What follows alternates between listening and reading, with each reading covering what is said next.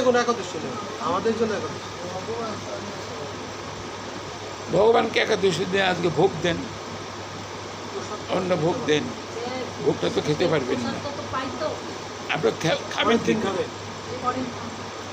ভগবানের কোনো নিয়ম নাই, কোনো বিধি নিষেধ নাই।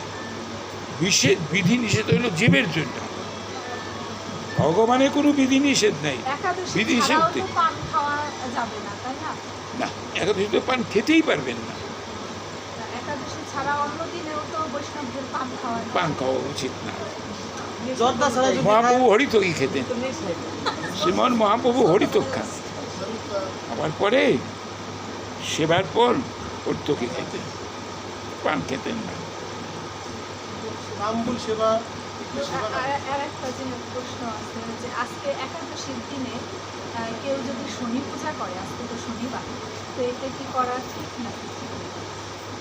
দেখেন, এগুলো তাদের জিজ্ঞাসা করবেন, আমি তাকেই বললাম যে দেখেন, তাকে সেবা করলেই সব সেবা হয়ে যায়।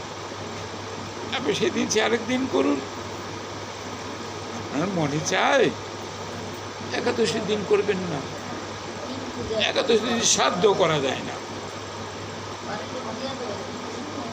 একাদশী দিন আপনি শ্রাদ্ধ করতে পারবেন না, পরের দিন। একাদশীটাই হলো হরিবাসরের দিন, সবচেয়ে সুন্দরতম দিন, ভগবানের ভজনের শ্রেষ্ঠ একটা দিন। রোস্তার একাদশী পাবেন না, 15 দিন অন্তর আসবে, তাও পরবর্তীতে আমি পারবো কি পারবো না এখন নিশ্চয়তা আছে, হয়তো একটা কঠিন ব্যাধি আক্রান্ত হয়ে পড়ে হইলাম, হলো না। সেই জন্যই সব কিছুর দিকেই লক্ষ্য রেখে যে বৈষ্ণব ধর্ম শ্রীমন মহাপ্রভু প্রচার করে গেছেন, তার রীতিনীতি যেগুলো, বিধি নিষেধগুলো যে হরিভক্তি বিলাসের মধ্যে লিপিবদ্ধ আছে মহাপ্রভুর কৃপাই, ওগুলো পড়লেই আপনার আর কিছু জানার কোনো প্রয়োজন নেই। যেটা জানতে পারছেন না জেনে দিন, সেটা তো আপনার মনোভূত হতে হবে। আমি একটা প্রশ্ন করলেন, আমি একটা উত্তর দিয়ে দিলাম, আপনার মনে কি হলো না। সুখদেব গোস্বামী পাদ আগেই তো আসেন নাই, পরীক্ষিত মহারাজ 7 দিনের মধ্যে ভগবান শ্রী গোবিন্দকে পাওয়ার জন্য হরিদ্বারের ব্রহ্মকুণ্ডে এই মুনি ঋষিদের কাছে জিজ্ঞাসা করলেন যে আপনারা বলুন, আমার 7 দিন পর অনিবার্য মৃত্যু, আমি কি করে 7 দিনের মধ্যে পাণ্ডবনাথ গোবিন্দকে পেতে পারি? সহজ সরল পথ আমাদের দিন। মুনি ঋষি একমত হতে পারে না, একমত হতে পারে না। কেউ বলে ধ্যান করেন, কেউ বলে যজ্ঞ করেন, দান করেন, অমুক করেন, তেমুক করেন। আমি তো কিছু নিয়েই আসি নাই, আমি তো খালি হাতে চলে আসছি। দান করব কোথায়, যজ্ঞ করব কোথায়, সে সময়টা কোথায়? মনোভূত হলো না। ভগবান তার চরণাশ্রিত ভক্তের মনোভাব বুঝে ব্রহ্মজ্ঞ, শব্দের সঙ্গে ব্রহ্মজ্ঞ পুরুষ, ব্রহ্মকে এক ব্রহ্ম দ্বিতীয় নাস্তি, ব্রহ্মজ্ঞ সর্বসিদ্ধি দাদা, সব কিছুই দিতে পারে, পাঠিয়ে দিলেন তার কাছে পাঠিয়ে দিলেন। তার চরণে নিবেদন করলেন, প্রভু আমার তো আর 7 দিন পর মৃত্যু অনিবার্য, এই 7 দিনের মধ্যে আমার গোবিন্দকে পেতে হবে, তার উপায়টা কি হবে? উত্তরে কি বললেন? মহারাজ, আপনাকে কিছুই করতে হবে না, আপনাকে কিছুই করতে হবে না, আপনি কান পেতে কৃষ্ণ কথা শুনবেন, কিচ্ছু করতে হবে না।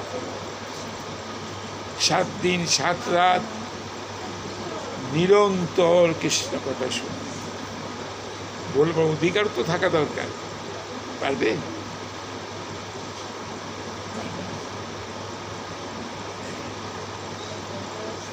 মনীষীভূত পেদ, ভজন পুরাণীতে পেদ। যাই হোক, আমি ক্ষুদ্র জীব, ভগবানকে ডাকুন, তিনি সাড়া দেবেন। আপনার ছেলেকে যখন ডাকেন, বাচ্চা ছেলে, এই যে প্রভু বন্ধু সুন্দর, এর আগে সেদিন করে বলছি, এখন তো বাড়ি ঘর করে একটা বিরাট আর অন্যরকম, সেই নৈসর্গিক অবস্থাটা নেই। প্রকৃতির যেটা সৌন্দর্য আর এখন আর তেমন কিছু নেই। রামসুন্দর মুদির স্ত্রী একটা ছেলে নিয়ে আসছেন। জ্যৈষ্ঠী মাস, গাছে অনেক আম পাকছে, আঙ্গিনায় আকাশে দিয়ে আম পাড়তেছে। ছোট বাচ্চা তো, নাম রাখছে কৃষ্ণ। কোন সময় এখান থেকে চলে গেছে। এখন আকাশে দিয়ে না আম পাড়ার পর দেখছে ছেলে নাই, এখন বলতেছে ও কৃষ্ণ, ও কৃষ্ণ, কৃষ্ণ, এরকম 3টা ডাক দিছে। ছেলে দৌড়িয়ে চলে আসছে, মার ধরিয়ে ধরছে। এখন প্রভু বন্ধু সুন্দর বের হয়ে আসছে, এসে জিজ্ঞাসা করছে, বুড়িমা কৃষ্ণ পেলি? বলে হ্যাঁ প্রভু। বলে দেখ, তুই তো 3 ডাকেই তাকে পেলি, আমি তো সারা বছর ধরে ডাকতে পাই না ছেলেকে। কিন্তু তুই বলে 3 ডাকেই তো কৃষ্ণ পেলি, তা আমি যে ডাকছি আমি তো পাই না তাকে। কি যে বলেন প্রভু, আপনিই তো কৃষ্ণ। দেখেন কোথার থেকে কোথায় চলে গেছে। ডাকলে শুনবে না? অবশ্যই শুনবে। নিতাই গৌর সীতানাথ প্রেমানন্দে।